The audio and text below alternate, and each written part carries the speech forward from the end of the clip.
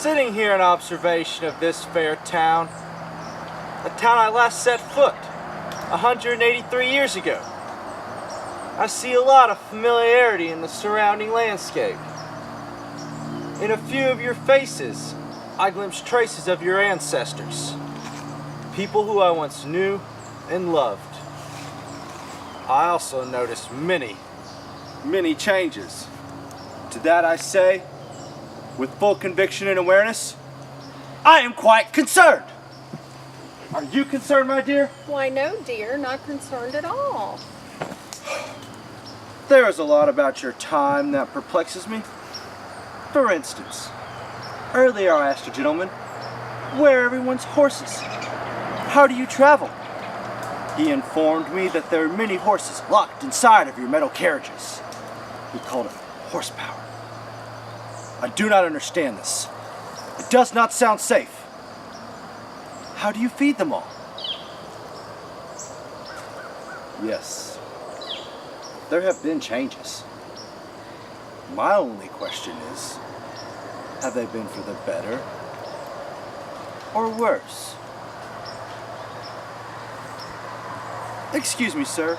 What is the name of that unnaturally colored liquid? Mountain Dew. Is that what you're calling it? In my day, such libations were referred to as whiskey, wine, ale, or spirits. And partakers were easier to spot. They're not as articulate, or prone to balance as you appear to be. Quick, name all the books of the Old Testament, in reverse! I don't know. As I suspected. Clearly, you are inebriated. This is a reminder of when I first arrived in Oglethorpe County in 1822. I found more people frequenting the bottle than the church. Stills and liquor stores were flourishing. That was the year I took charge of Best Salem Church, a church founded in 1785 by the distinguished John Newton. Membership was small and had been dwindling due to Western migration, yellow fever, and the influence of liquors such as your Mountain Dew. Seeing that this town was in need of change, I managed to rally the congregation and greatly increase membership. We built a new Best Salem Church, and it stood for 65 years. Until it's replaced by the magnificent building that resides there today. The beautiful Lexington Presbyterian Church.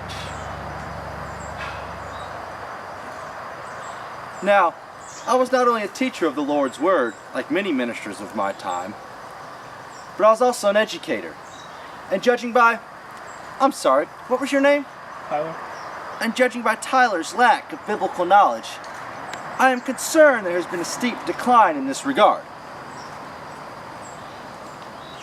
Child, may I ask you a question or two? Do you attend school? When do your classes begin and end? 2:30, 7:30, 2:30. My word, that is a long day of schooling. When do you have time for your morning chores? Do you live on a farm?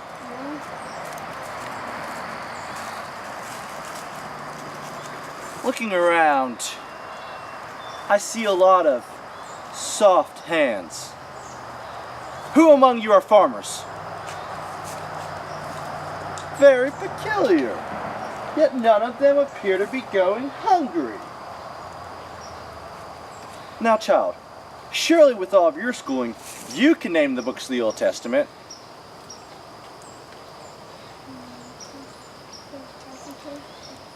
In reverse. Astonishing. If this were the 1820s, I were two to you myself. Back then, while I was preaching in Lexington, I also taught the female department of the Meeson Academy. Perhaps you've heard about it from the great Francis Meeson. I would even teach privately out of my home, for free if needed.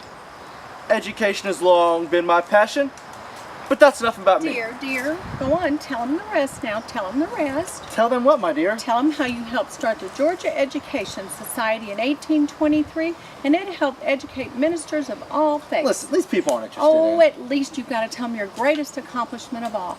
He helped start the Presbyterian Theological Seminary in 1828. It's still going strong today, even though it moved to Columbia, South Carolina. Please, my love. I'm just so proud of him. He was even named their first professor of theology. Okay, love. That's enough.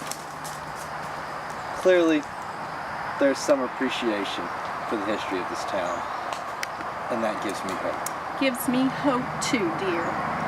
The fact that all of you came out here today gives me hope. Take care of Lexington.